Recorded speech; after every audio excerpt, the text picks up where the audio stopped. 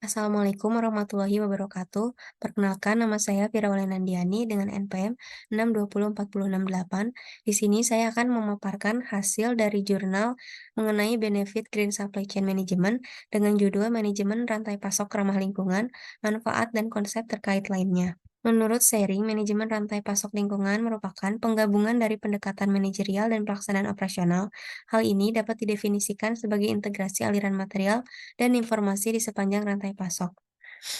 Salah satu definisi yang komprehensif dan paling banyak dikutip menjelaskan GSCM sebagai mengintegrasikan pemikiran lingkungan ke dalam manajemen rantai pasok, termasuk desain produk, sumber dan pembelian material, proses manufaktur, pengiriman produk ke konsumen, serta manajemen akhir masa pakai produk. Faktor yang mendorong manajemen rantai pasok yang pertama, meningkatnya permintaan pelanggan terkait kualitas, kedua, persaingan pasar global yang sangat ketat, ketiga, keuntungan finansial yang didapat dari penghijauan rantai pasok. Menurut Kusyawa, membahas pendorong utama inisiatif hijau dengan sangat rinci, penggerak utama yang diidentifikasi adalah pemerintah kepatuhan, peningkatan hubungan pelanggan dan masyarakat, pengurangan tagihan bahan bakar, dan peningkatan keuntungan finansial melalui berbagai inisiatif rantai pasok seperti reverse logistik. Konsep utama yang timbul dari literatur manajemen rantai pasok hijau yang pertama, pembelian ramah lingkungan. Menurut IGPN atau International Green Purchasing Network, pembelian ramah lingkungan atau green purchasing adalah suatu proses yang melaluinya barang dan jasa yang ramah lingkungan dipilih secara selektif.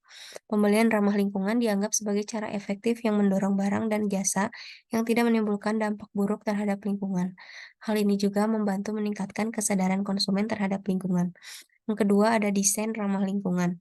Desain ramah lingkungan dapat dipahami sebagai sinonim dari manufaktur dan pemulihan produk sadar lingkungan atau konsep utama yang timbul dari literatur manajemen rantai pasok hijau yang pertama, pembelian ramah ECM Pro.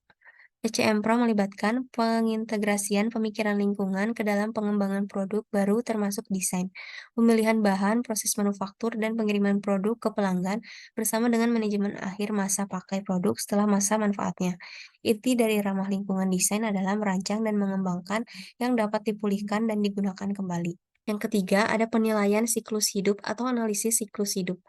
Penilaian siklus hidup atau LCA adalah subkonsep dalam desain ramah lingkungan. Semua wawasan yang diperoleh melalui LCA digunakan saat merancang produk yang ramah lingkungan. LCA dapat didefinisikan sebagai suatu proses untuk menilai dan mengevaluasi dampak lingkungan, kesehatan kerja, dan sumber daya dari suatu produk melalui semua fase kehidupannya, yaitu ekstraksi dan pengolahan bahan mentah, produksi, transportasi dan distribusi, penggunaan manufaktur ulang, daur ulang, dan produk akhir pembuangan. Yang keempat ada reverse logistik. Reverse logistik khususnya muncul ketika pengembalian produk perlu dikelola dengan cara yang efektif dan hemat biaya.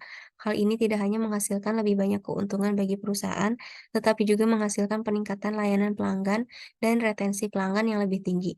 Produsen dapat melakukan aktivitas logistik terbalik yang sesuai seperti manufaktur ulang, perbaikan, konfigurasi ulang, dan daur ulang, tergantung pada tahap siklus hidup produk saat produk dikembalikan. Ada manfaat yang ditimbulkan dari praktik manajemen rantai pasok hijau. Ada manfaat yang pertama, praktik manajemen rantai pasokan ramah lingkungan menghasilkan keuntungan lingkungan dan ekonomi.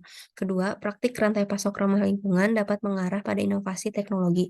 Ketiga, desain ramah lingkungan menghasilkan keuntungan finansial.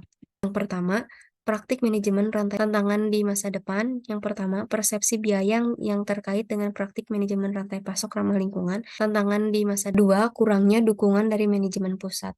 Tiga, ketidakselarasan kriteria rantai pasok ramah lingkungan dan strategi perusahaan.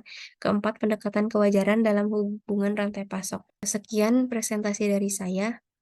Wassalamualaikum warahmatullahi wabarakatuh.